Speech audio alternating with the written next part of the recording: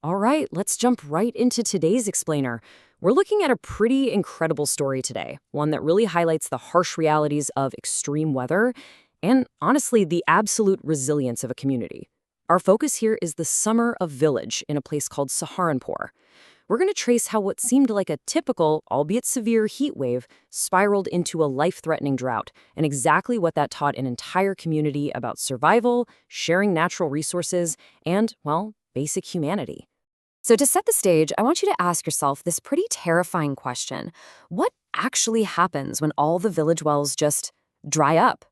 I mean, it's so easy for us to take turning on the tap for granted, right? But for the residents of Saharanpur, the answer to this question wasn't hypothetical. It rapidly became a literal matter of life and death, forcing them to completely upend their entire way of life. Okay, Section 1. Havoc of heat in Saharanpur. Let's look at the extreme heat in the village. To really grasp this crisis, you have to understand the daily havoc this weather caused before the water even ran out. The heat was absolutely relentless. Kids were breaking out in severe heat rashes. They call them gomoria locally, which are just incredibly itchy and uncomfortable.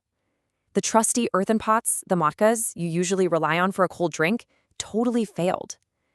Out in the fields, the farmers were dealing with dizzying, nauseating heat. And inside, the indoor mud stoves were literally turning their houses into ovens. I mean, just the simple act of cooking became completely unbearable. Moving on to Section 2, Traditional Remedies and Heat, focusing on their traditional cooling methods.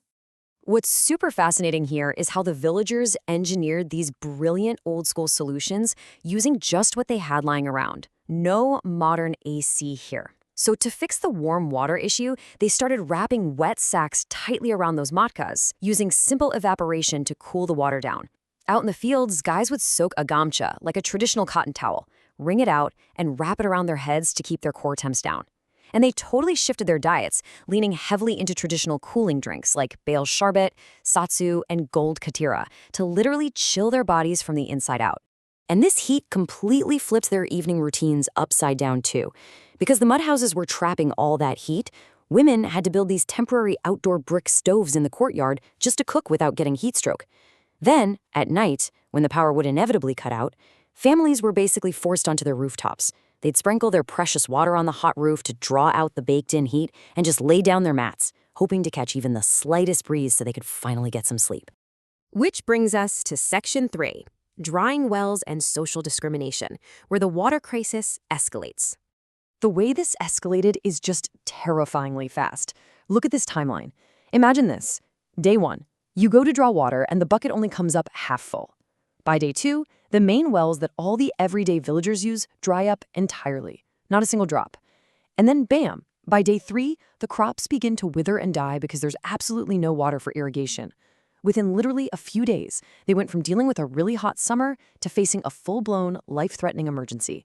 And as you might expect, a stark social divide immediately showed up. On the left side of things, you've got the common village wells. These are the ones relied on by the vast majority of the population, and they were the very first to completely dry up. But on the right, you have this massive, deep well controlled exclusively by a few wealthy individuals, the rich Seths.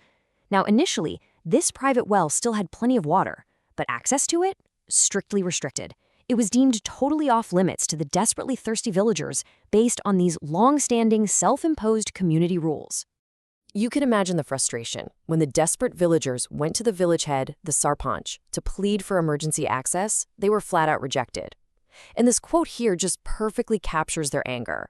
Have the rich people bought the village well? Such things can never be bought. They hit the nail on the head, pointing out that a vital natural resource, something you literally need to survive, shouldn't be hoarded based on how much money you have. Now for Section 4, the search for water and struggle.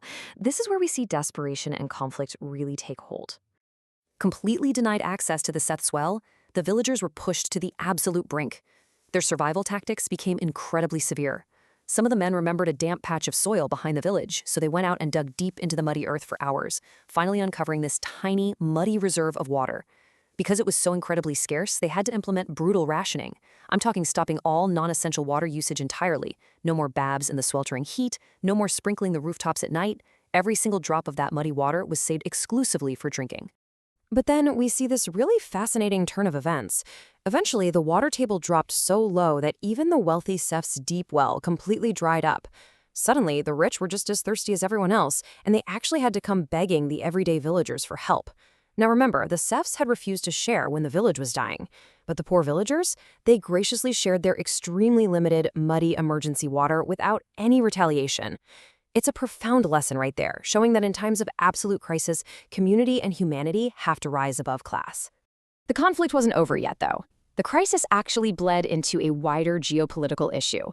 The Saharanpur villagers discovered the drought was being made way worse by a neighboring village. That village had selfishly built a dam, entirely stopping their shared river from flowing into Saharanpur.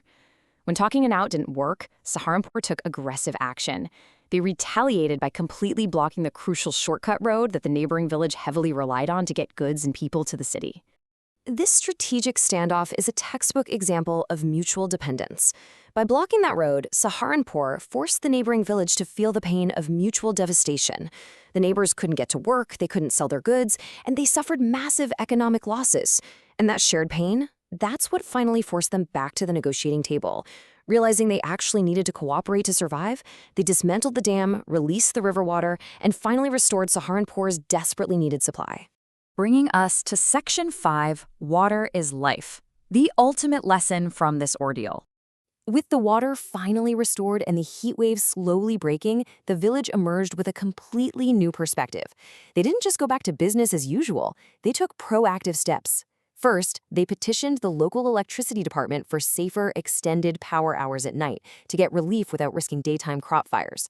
Second, the whole community pledged to plant more trees, knowing a stronger canopy would provide natural cooling down the road. And third, they made a solemn vow to never, ever waste a single drop of water again.